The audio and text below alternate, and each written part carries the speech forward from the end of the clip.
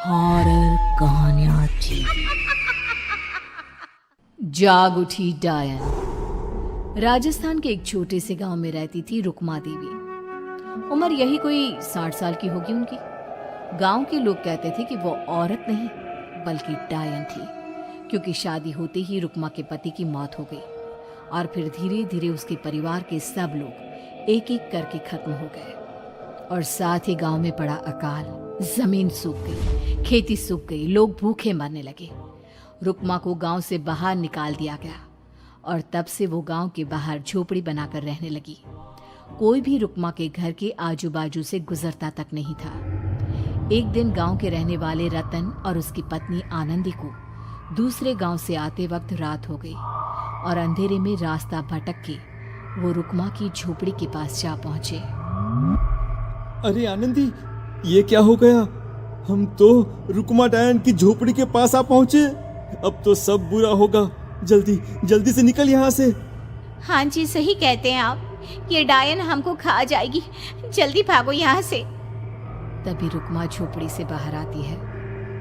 अरे रुको, तुम लोग यहाँ मेरी झोपड़ी में आराम कर लो और देखो, इस रास्ते पर आगे मत जाना। हाँ, हमें आगे जाने से इसलिए रोक रही है ना, ताकि हमें मार डाले तू। अरे ना ना, मैं तो तुम्हारी जान बचाना चाहती हूँ, मेरी बात तो सुनो। डर की वजह से आनंदी और रतन वहां से भाग जाते हैं, लेकिन फिर अगले दिन गांव में खबर फैलती है कि रतन और आनंदी ने अपने घर में फांसी लगाकर आत्महत्या कर ली। वजह क्या थी किसी की समझ में नहीं आया। अगले दिन गांव में जोर का तूफान आया और भयानक तरीके से किसी के रोने की आवाज गूंजने लगी। अरे भाई, लगता है उस डायन रुक्मा ने गांव पे काला जादू कर दिया है। हाँ भाई, मुझे भी ऐसा ही लग रहा है। लगता है कल आनंदी और रतन मर गए। लगता है ये उसी का किया धरा है। हमें सरपंच के पास चलना चाहिए। वो दोनों आदमी सरपंच के घर पहुंचते हैं।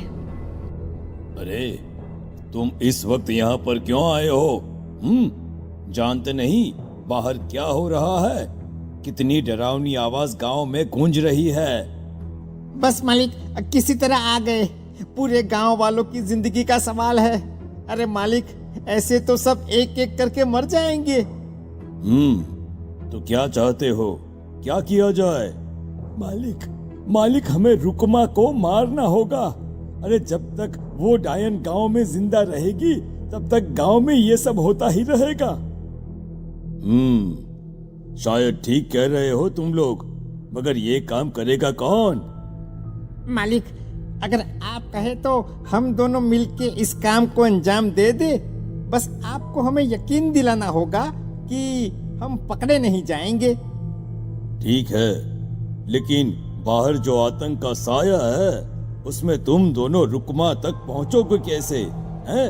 क्या तुम्हें डर नहीं लगता? मालिक, आप उसकी चिंता ना करें। काल भैरव का भभूत है हमारे पास। रुक्मा तक पहुंचकर आसानी से मौत के घाट उतार देंगे उसको। हाँ, मैं भी चलूंगा तुम लोगों के साथ। उस डायन को मरते हुए देखने की बड़ी इच्छा है मुझे। सरपंच उन दोनों लोगों के साथ गांव के बाहर की तरफ चल देता है। गांव में घनघोर काली रात पसरी हुई थी और दिल दहलाने वाली चीख की आवाज माहौल को बेहद खौफनाक बना रही थी। हाथ में काल भैरव का भभूत लिए वो तीनों रुक्मा की झोपड़ी की तरफ जा रहे थे। वहां पहुंचने के बाद, ये लो खंजर और पार कर दो इस डायन के कलेजे के अंदर। मालिक, आप बस यहीं खड़े होकर नजारा देखो, आज ना बचेगी ये। हाँ मालिक, ये भभूत अब इसकी जरूरत नहीं है। मैं इसे यहाँ पेड़ की डाली पे रख देता हूँ। लौटते वक्त हमारी रक्षा करेगा। वो दोनों आदमी चुपके से सोती हुई रुक्मा देवी के ऊपर वार करते हैं। एक जोरदार चीख से वो इलाका गूंज उठता है, लेकिन अचानक रुक्मा के शरीर से जो खून बहता है उसका रंग नीला था। ये देखकर वो दोनों आदमी डर से कांपने लगते हैं। अरे अरे अरे अरे, ये क्या? अरे इसके खून का रंग तो नीला है। अरे तो क्या हुआ? डायन जो ठहरी, इंसान नहीं है ये, और आज इस बात का पक्का यकीन हो गया है। मर गई चुड़ैल, मर जाने दे। चल सरपंच साहब को जाकर ये खबर सुनाते हैं। वो दोनों जैसे ही बाहर आए, उन्होंने देखा सरपंच की लाश पेड़ पे लटकी हुई थी। ये देखकर वो दोनों डर के मारे चीखते हुए वहां से भागे, लेकिन तभी एक बेहद डरावनी औरत उनके सामने आकर खड़ी हो गई। कहाँ जा रहे हो? तुम्हें क्या लगा किसी का खून करके बच जाओगे तुम? कौन हो तुम? कौन हो? हमने तो डायन को मारा है, कुछ गलत नहीं किया भाई। वो डायन नहीं थी, वो इस गांव की रक्षा कर रही थी।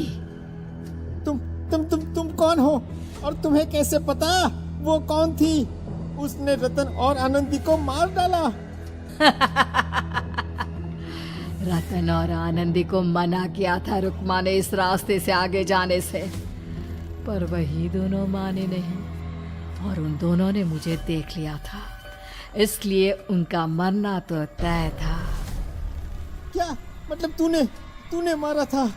और हम समझ रहे थे कि रुक्मा ये सब कर रही है। अरे वो तो मेरे कब्जे में थी, रोज अपने खून का चढ़ावा देकर इस गांव को बचा रही थी, तभी तो उसका खून नीला पड़ गया था। लेकिन तुमने तो उसे मारकर मेरा काम आसान कर दिया।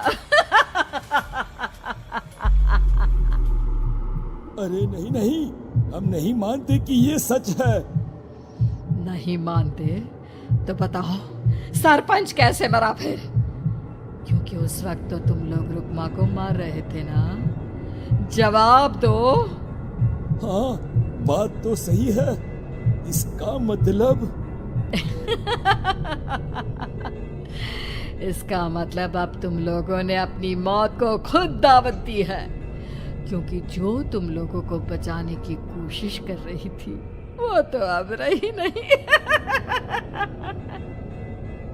अरे लेकिन कौन है वो जो हम लोगों को मारना चाहता है? आत्मा, रुक्मा के घर वालों की आत्मा। वो लोग कोई आम आदमी नहीं, खूनी भेड़िए थे, और रुक्मा ने उनका ये राज जान लिया था। रुक्मा के अंदर शक्तियां थी जिसके चलते उसने उन सबको खत्म कर दिया। क्या? अरे लेकिन पूरा गांव तो समझ रहा था कि रुक्मा अपने घर वालों को खा गई। खा रुक्मा नहीं, मैं आ गई। क्योंकि असली डायन मैं हूँ, और अब कोई नहीं बचेगा इस गांव में, कोई नहीं। भागो तुम दोनों। वो दोनों आदमी पागलों की तरह भागते हुए गांव पहुंचते हैं। वहां देखते हैं कि पूरा गांव खुद की नदी बन चुका था। हर तरफ लाशें ही लाशें पड़ी थी, और रुक्मा के मरे हुए घर वाले उन लाशों को खा रहे थे। कुछ देर के बाद उन दोनों का भी वही हाल हुआ।